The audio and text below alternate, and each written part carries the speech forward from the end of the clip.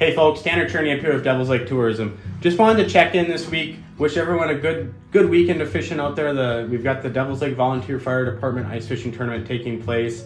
They were kind of on the fence the last 2 weeks with ice conditions and all the snow, but luckily they were able to get out there, plow some of that snow off, relieve some of that pressure, and get a little bit more ice formed. And late last week they announced the green light that everything is on for this weekend.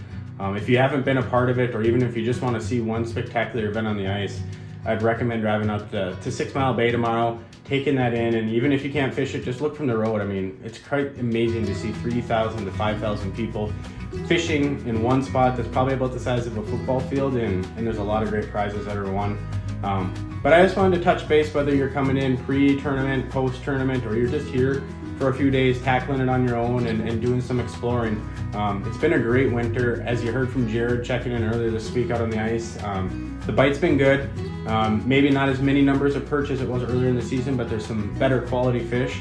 Right now with the way the weather's going, and we've had some barometric pressure changes, and looks like a big cold front moving in the next few days, you're gonna find a lot of these fish. You're gonna want a little bit smaller of a presentation, whether you're talking dropper chains, tungsten jigs for perch, and then when it comes to walleyes, downsizing seems to help a lot. But the other thing, we have a blog that just went on in January that talks about maximizing the 4 lines you're allowed in North Dakota, whether that be using multiple dead sticks with your jig and rod or using tip-ups with your jig and rod. What you're gonna see happen over the next week or so with this weather that comes in, a lot of these walleyes will go into a little bit of a negative bite.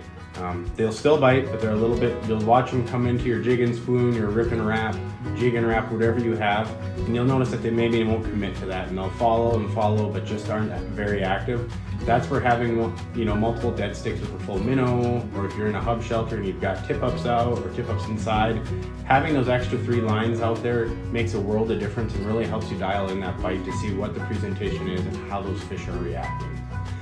Again, we do have a fair amount of snow on the lake, but we do have a great foundation of 20 to 26 inches of ice throughout most of the basin.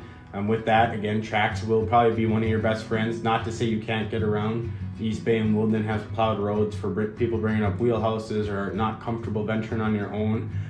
Word of the wise, when you do leave the landing, try to have an end goal in mind that you're going to get to where you're going to start fishing, and that will help alleviate some of those spots that you maybe have to have a little bit of speed or momentum built up to get through.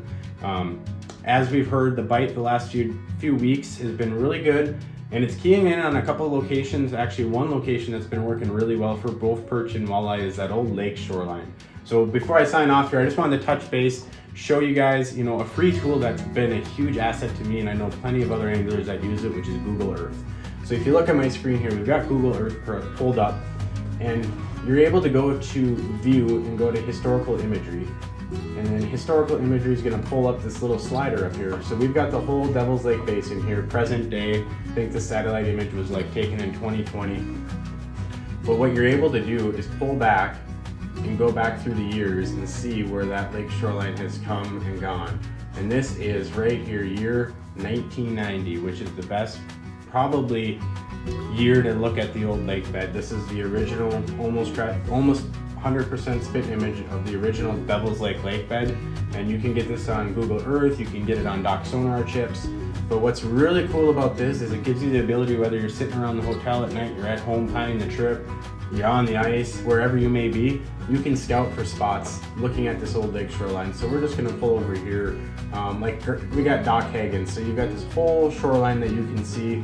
And this, when you hear us talking about the old lake shoreline that's in 20 some feet of water, this is what we're talking about. But now you can really dial this in. You can find the old trees, you can find old stock dams, you can find old rock piles, fence lines. You can get those GPS points right off of Google Earth, import them into your graph, your phone, wherever you're using out there to navigate. And now you've got all these spots pinpointed that you can drive right to, punch your holes, and start fishing. So just one thing that you may want to look into this winter, help save some time with scouting, gives you a fighting chance, starting chance, and some good spots. Again, everyone be safe out there this weekend. There's a lot of people in town, a lot of fun things going on. I'm excited to see tight lines to all fishing the tournament and all that'll be on the ice. And who knows, maybe we'll hear your name drawn in the raffle drawing. Thanks again for following along. Use hashtag Devil's Lake ND, whether you're fishing, sledding, skiing, just enjoying the great outdoors this winter. Winter can be long, but there's a lot of options to do up here to get yourself out of the winter doldrums and enjoy some time outside. So everyone have a great weekend. We'll see you next week.